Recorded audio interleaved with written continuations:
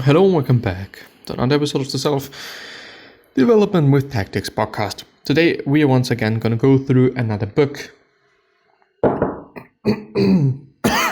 Another rather amazing book, I'm sorry. What is this book going to be about? Let me see. Let me see what I can find on the civers.rs site, or I think the former civers.com, as far as I remember, and for whatever reason he changed it. Maybe the case, but I may also just be completely wrong. Anyway, let's actually scroll down all the way. I think it is not, well, it is. Ignore Everybody by Hugh. It's Hugh. Loud. Brilliant. Wisdom on creativity from an artist. Seth Godin says, it's Hugh, it's not huge, but Hugh, harangues and encourages and pushes and won't sit still until you, like him, are unwilling to settle. I highly recommend this to all musicians, artists, and entrepreneurs, even those that prefer not to read much.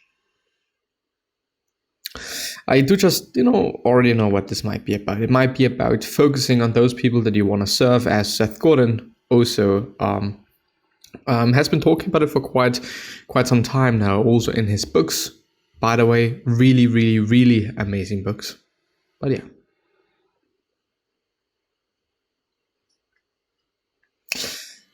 The Geography of Bliss dives into Iceland, Bhutan, Holland, Switzerland, Thailand, and so on and so forth.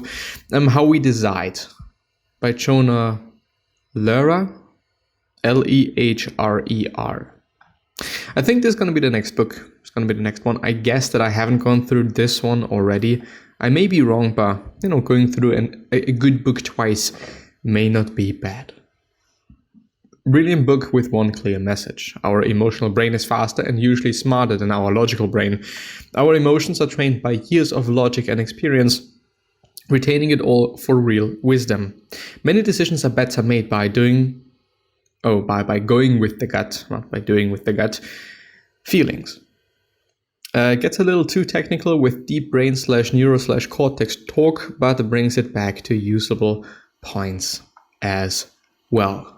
So the book, by the way, is called How We Decide, if I haven't mentioned. The orbitofrontal cortex, or OFC, is responsible for integrating visceral emotions into the decision-making process. It connects the feelings generated by the primitive, quote-unquote, brain areas, like the brainstem and the amygdala, but I think it is called amygdala, which is the limbic system, to the stream of conscious thought. Always when I'm reading limbic system, I do immediately, and this just may be the association that I'm having with the amygdala, which apparently is an almond-sized part of the brain, as far as I also remember, called, not officially, definitely not officially, but the reptile brain or something, which kind of is the only thing reptiles have, the amygdala, or just this part. It may not be the complete same thing, it may just be a bit of a different quote-unquote version of it. But anyway, this is also one of the reasons why this part is quote-unquote responsible, and is responsible for us, either freezing or fight or flight when we are in certain situations. It's like this pretty primitive part of our brain, as far as I remember. I may also be totally wrong here, but as far as I remember, this should be the case. When a person is drawn to something, the mind is trying to tell him that he should choose that option. It has already assessed the alternatives. This analysis takes place outside of conscious awareness and converted that assessment into a positive emotion. And when he sees an option he doesn't like, or she sees an option that she doesn't like, it is the OFC that makes him want to get away. The world is full of things, and it is our feelings that help us choose among them. And our feelings are also a pretty great way to see when things are not moving into the right direction. So negative feelings, and this is something that I've been talking about for quite some time, I do think that negative feelings are very important for the singular fact, and probably also more reasons, that they show us certain things. They show us certain things that we probably wouldn't even see otherwise, which is important, therefore, But yeah.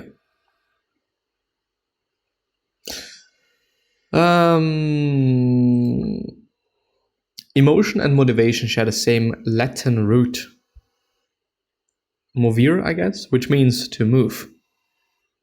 Emotion and motivation. Feelings are often an accurate shortcut, a conscious expression of decades worth of experience. They already know how to do it. The human brain is like a computer operating system that was rushed to market. And this is why a cheap calculator can do arithmetic better than a professional mathematician, why a mainframe computer can beat a grandmaster at chess, and why we so often confuse causation and correlation.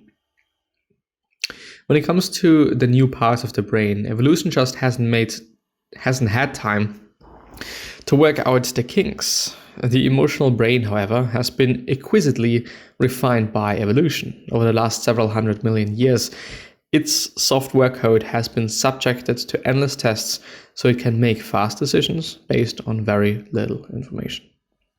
As it should be, but the problem that I'm still having is, it is a decision.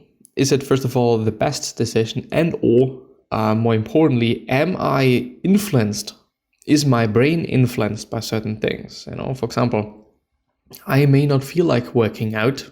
It's a feeling, but I'm still going to do so because I rationally, with my head and my brain, can think and probably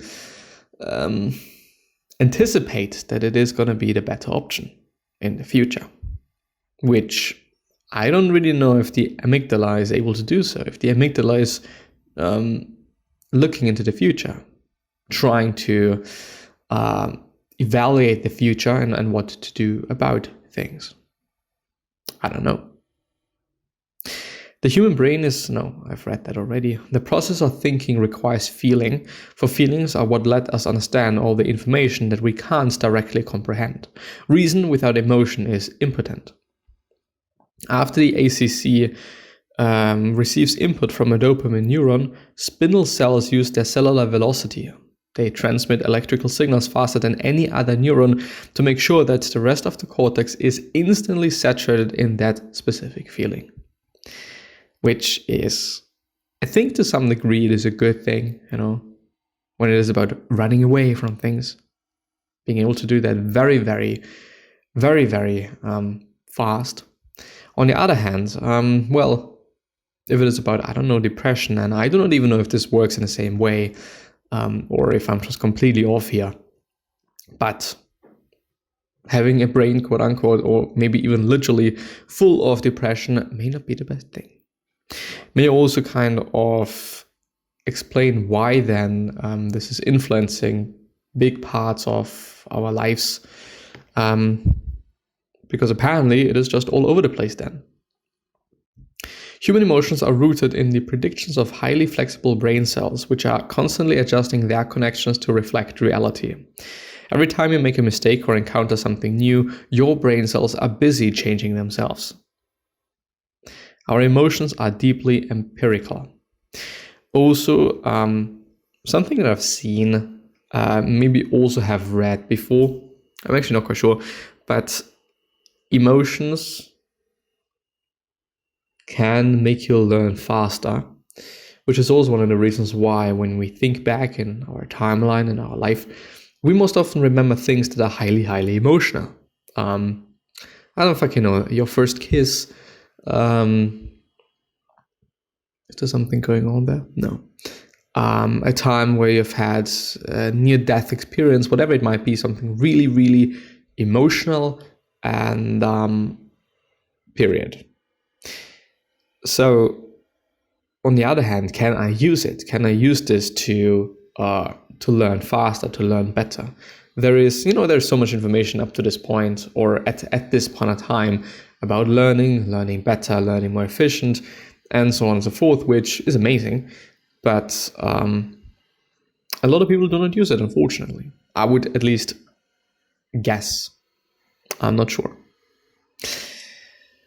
Dopamine neurons automatically detect the subtle patterns that we would otherwise fail to notice. They assimilate all the data that we can't consciously comprehend, and then once they come up with a set of refined predictions about how the world works, they translate these predictions into emotions. These wise yet inexplicable.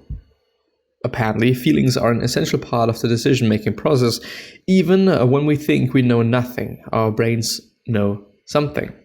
That is what our feelings are trying to tell us. This doesn't mean that people can't coast on those cellular emotions.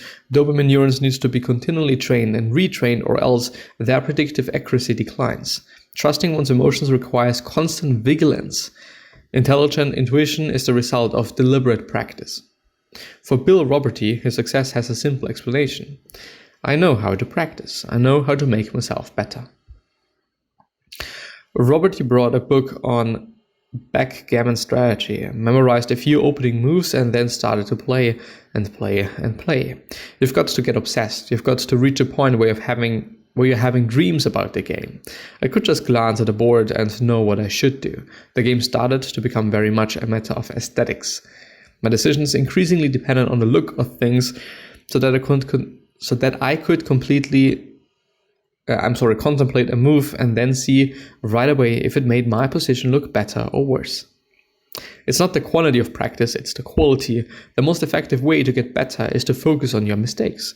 In other words, you need to consciously consider the errors being internalized.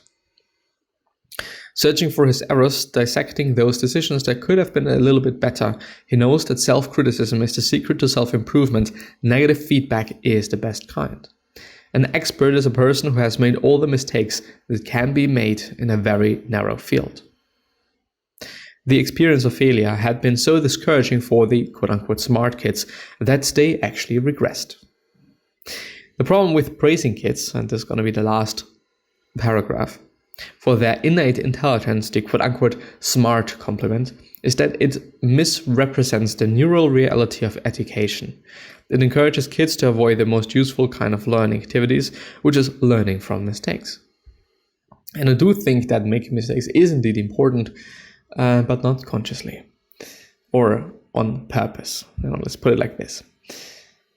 But with this being said, I'm going to see you the next time. So, bye-bye.